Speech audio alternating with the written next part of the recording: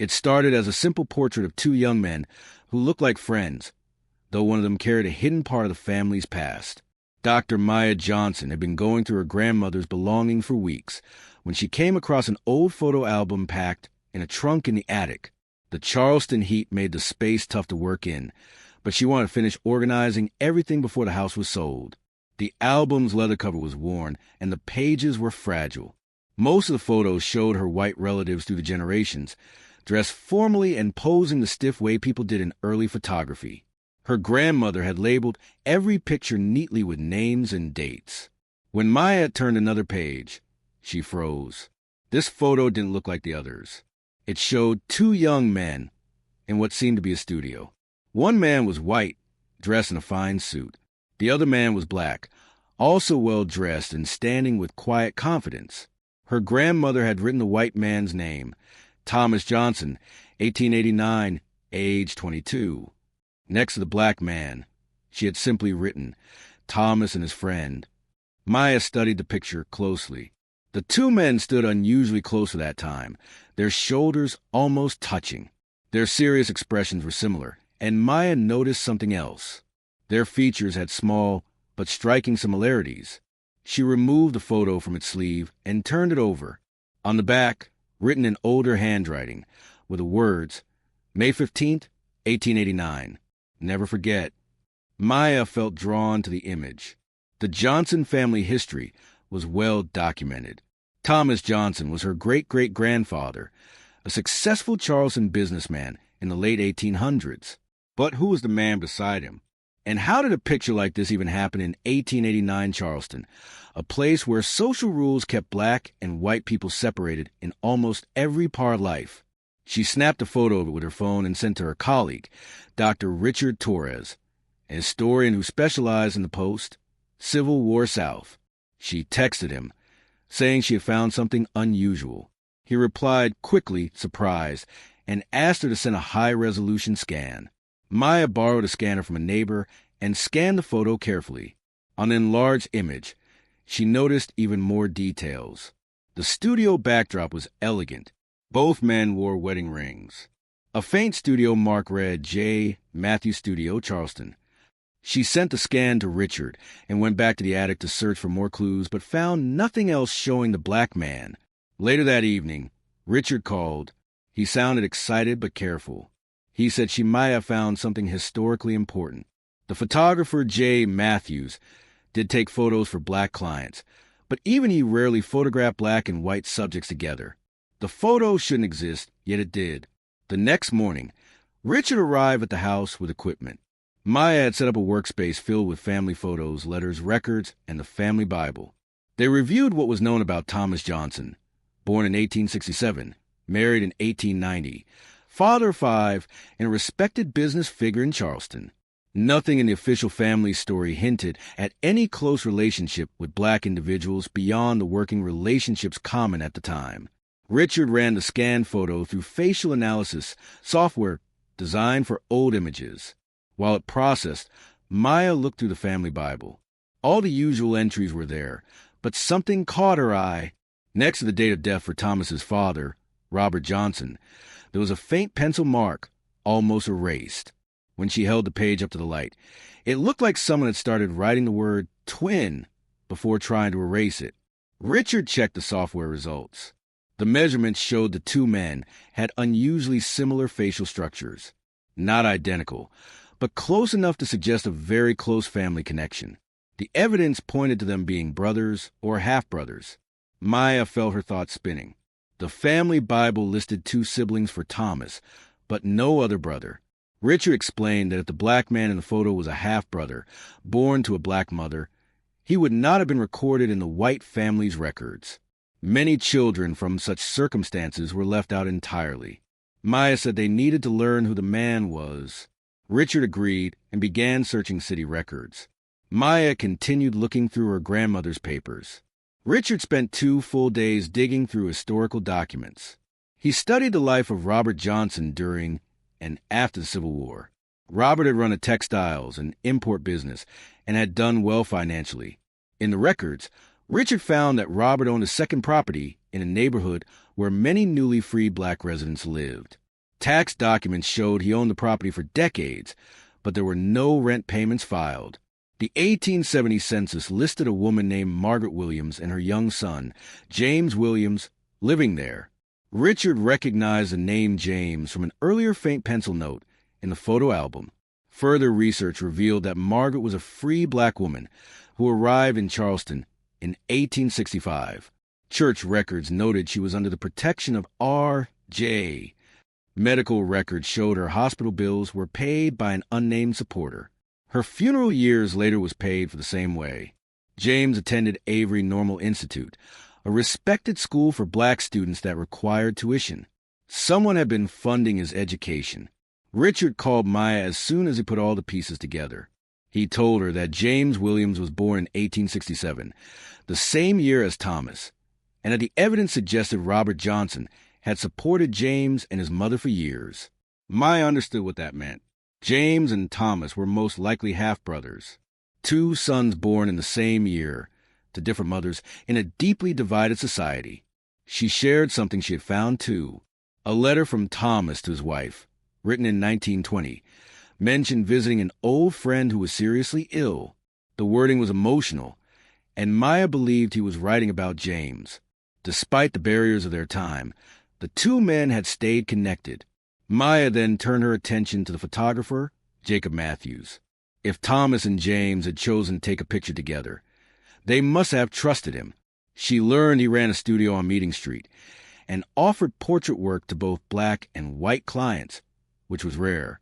At the public library, she viewed a collection of his photographs.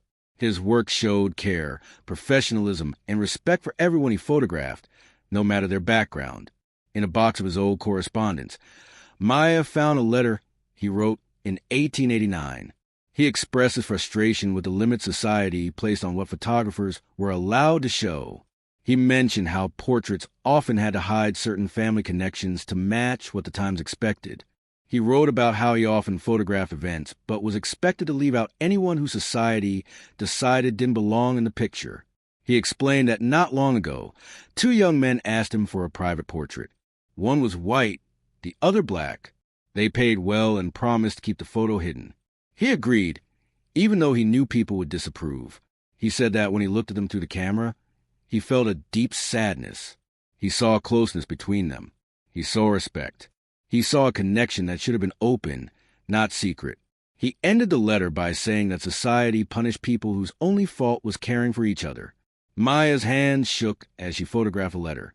Jacob Matthews had understood exactly what he was capturing. It was more than a friendship. It was a family bond that wasn't allowed to be spoken about.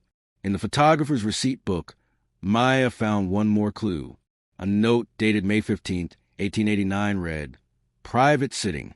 Two gentlemen. Paid in advance. Negatives destroyed by request."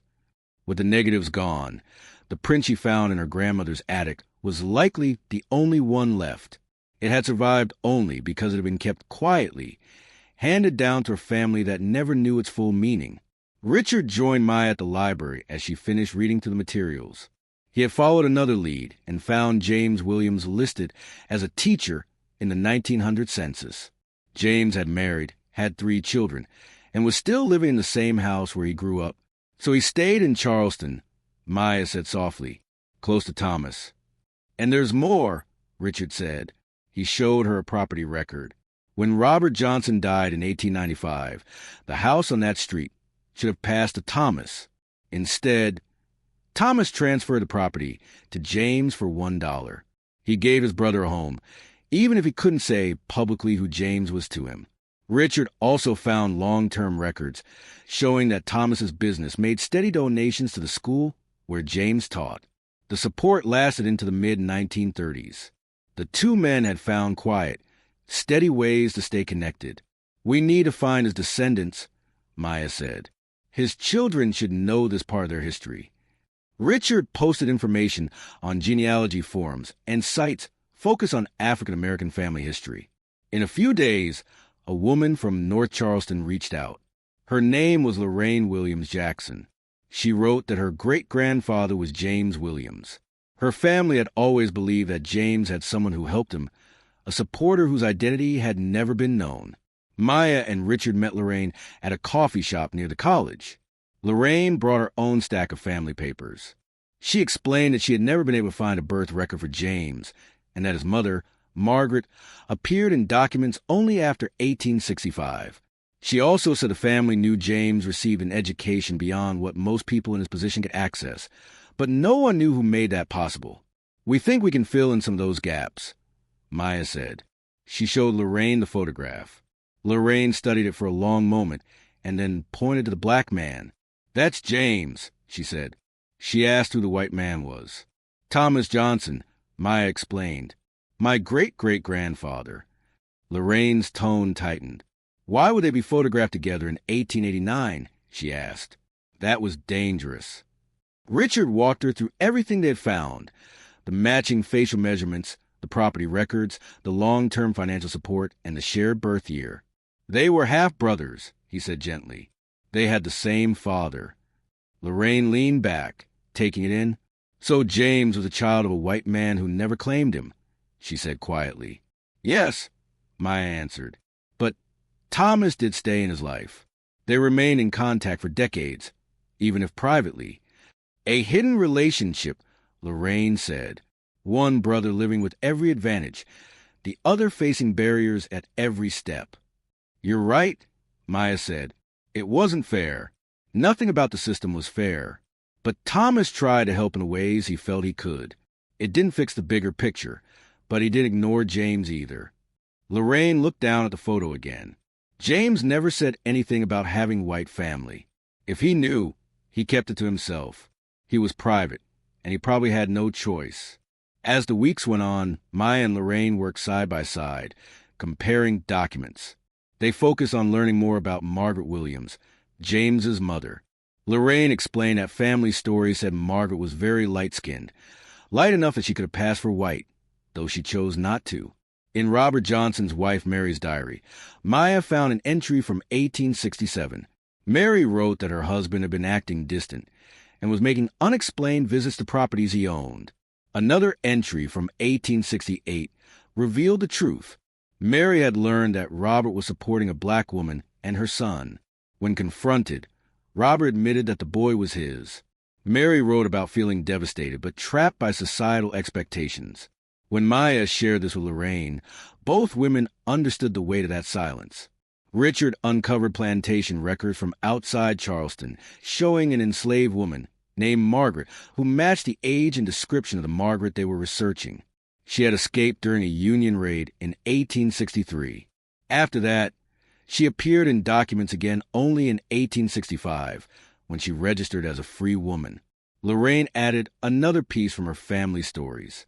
Margaret had once told her children that during the war she spent time in a household where she was treated kindly and encouraged to read and learn. She never said whose home it was. Maya exchanged a look with Richard. "It could have been Robert Johnson's home," Maya said. "It's possible," Richard replied.